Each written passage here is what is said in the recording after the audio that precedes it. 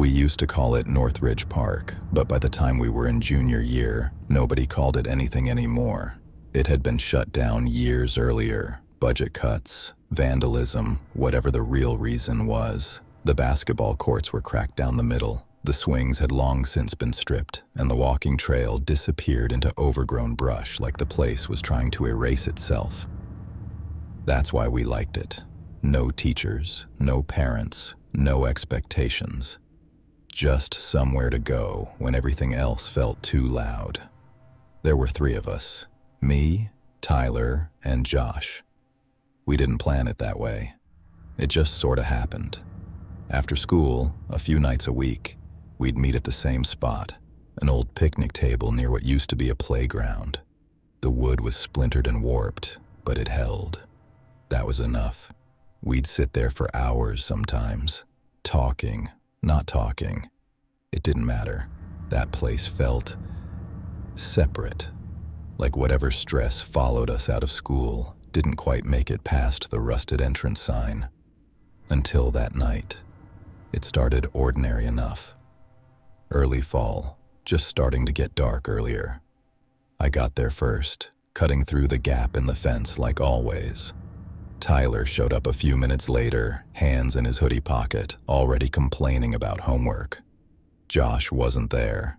That wasn't unusual by itself. He was late sometimes, but there was something off about it that I can't explain. Not a feeling exactly, just absence. Like something was missing in a way that felt heavier than it should. "You hear from him?" Tyler asked. I shook my head. Probably running late. We didn't think much of it. We sat down at the table, talked about nothing in particular. School, some game Tyler was obsessed with, the usual. But it didn't settle the way it normally did. The air felt still, too still. Even for that place. There were always sounds out there. Crickets, wind, branches shifting. That night, everything felt muted. Like the park had been wrapped in something that swallowed noise before it could travel. Tyler noticed it too. "Feels weird tonight," he said, glancing toward the tree line. "Yeah," I said without really thinking. We both looked out toward the old trail. It disappeared about 20 yards in, swallowed by brush and shadow. We'd never gone far down it, no reason to. That's when we heard it, a footstep, not loud. Just a soft crunch from the trail. We both turned at the same time. "Josh!" Tyler called out. No answer. Another step. Closer. I stood up, peering into the darkness. "Dude, stop messing around," I said. "We can hear you." Nothing. Then a third step. Slow. Uneven. Like someone dragging one foot slightly behind the other. Tyler laughed nervously. "He's trying to freak us out." That made sense. It sounded like something Josh would do. Show up late, try to scare us.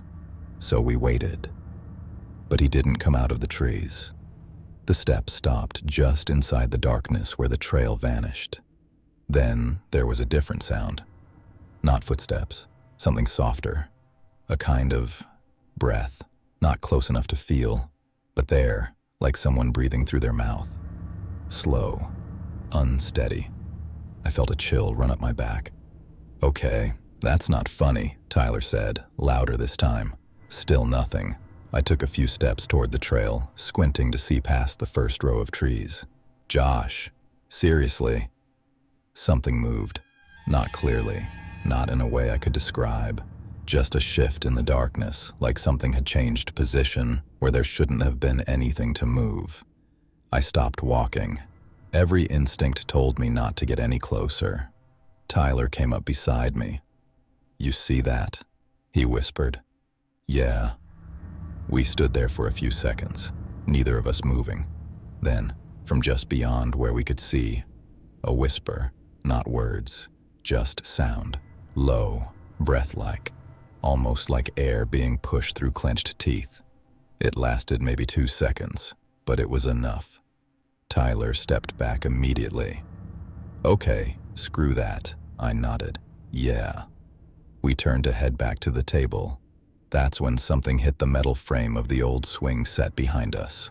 Hard. A sharp, hollow clang. We spun around.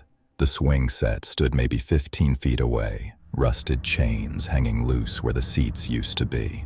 One of the chains was moving, swaying slightly. There was no wind. The rest of the park was still. "Did you see?" Tyler started. "I didn't touch it," I said. "I didn't either." We stared at it as the chain slowed, then stopped completely. Silence again, thick, pressing. Then another sound, closer this time, right behind us, that same uneven step. We both turned at once. Nothing. Just the empty space between the table and the trail. But I felt it, that shift in the air, like something had stepped into the space we were just standing in. Tyler grabbed my arm. "Let's go." We didn't argue. We started walking toward the exit, fast, but not running. Not yet. Halfway there, the whispering came again. This time from our right. Then a second later, from our left. Not louder, just closer. And not one sound. Multiple. Soft, overlapping breaths. None of them forming words. Just noise. The kind your brain tries to turn into language, but can't. We stopped. Neither of us said anything, because at that point, we both knew. This wasn't Josh. Something moved near the fence ahead of us. A shadow where there shouldn't have been one. It shifted against the ground, stretching in a direction that didn't match any light source. I felt my chest tighten. "Do you see that?" Tyler asked, his voice barely above a whisper. "Yeah." The shadow moved again, closer. Not fast, just steady, like it was closing the distance on purpose. The whispering followed. Now behind us, then beside us, then, somehow, right in front of us. We ran. No hesitation, no looking back, just sprinting for the gap in the fence. As we reached it, something hit the metal hard, a loud bang that echoed through the park. I didn't turn to see what it was. I didn't want to. We got through the fence and didn't stop running until we were halfway down the street. Only then did we slow down, both of us breathing hard, trying to make sense of what just happened. "Dude, what the hell was that?" Tyler said. "I don't know." And I didn't. We stood there for a minute, catching our breath. Then my phone buzzed. A message. I opened it. It wasn't a text. It was a missed call notification. From Josh, time-stamped an hour earlier. "That's weird," I said. "What?" "Josh called me." Tyler frowned. "When?" "Like an hour ago." "Call him back." I did. It went straight to voicemail. I didn't leave a message. We didn't talk much after that. Tyler headed home. I stood there a little longer, staring back in the direction of the park. Everything looked normal from the outside. Quiet. Empty. Like nothing had happened. I went home. Tried to forget about it. I couldn't. The next morning, I found out. Josh had died. Car accident, late afternoon. Around the time he would have been heading to meet us. They said it was instant, didn't suffer. That's what people always say. I didn't say anything about the park, neither did Tyler. We didn't need to.